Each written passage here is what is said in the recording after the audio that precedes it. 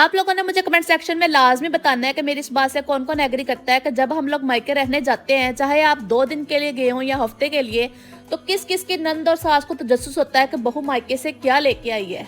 मुझे अम्मी के घर से आए हुए 5 दिन हो गए थे और मैंने अभी तक अपना जो बैग है वो अनपैक ही नहीं किया था। अम्मी के घर से वापस आते ही दिल इतना उदास हो जाता है कि कुछ भी करने को दिल नहीं करता है। खैर आज मैंने हिम्मत करके बैग को अनपैक कर ही लिया, क्योंकि कल मेरी बाजी ने लगानी थी मशीन और मैंने सोचा चलो ये वाले कपड़े भी साथ ही धुल जाएंगे। जब भी मैंने अम्मी की तरफ जाना होता है तो मैं इतने सारे कपड़े रख लेती हूँ और पहनना मैंने सिर्फ 1 या 2 ही सूट होता है, बाकी सारे के सारे मैं वैसे ही वापस ले आती हूँ, तो बाजी को भी धोने में इतनी मेहनत नहीं करनी पड़ती है। अच्छा, मुझे बैग अनपैक करते हुए इतनी हंसी आ रही थी ना, ड्रेसेस मैंने सारे ही लोन के रखे थे और साथ में मैंने शॉल रखी हुई थी, तो मुझे अपनी अकल पे इतनी हंसी आ रही थी कि मैंने शॉल क्यों रखी है और ड्रेसेस तो सारे मैंने लोन के रखे हैं। शायद मैंने ये सोच के रखी थी कि ये पाकिस्तान है, यहाँ पे कभी भी कुछ हो सकता है, तो क्या पता अचानक से सर्दी आ जाए और बर्फबारी शुरू हो जाए। बैग तो मैंने खाली कर लिया था। अब हम लोग अपनी मेन बात करते हैं जो मैंने स्टार्टिंग पे की थी कि नंद और सास को इतना तजस्सुस आखिर किस चीज का होता है। मैंने कभी अपना बैग जो है ना वो अपनी नंद और सास के सामने नहीं खोला। मैं हमेशा रात को दरवाजा लॉक करके फिर ही बैग अनपैक करती हूँ।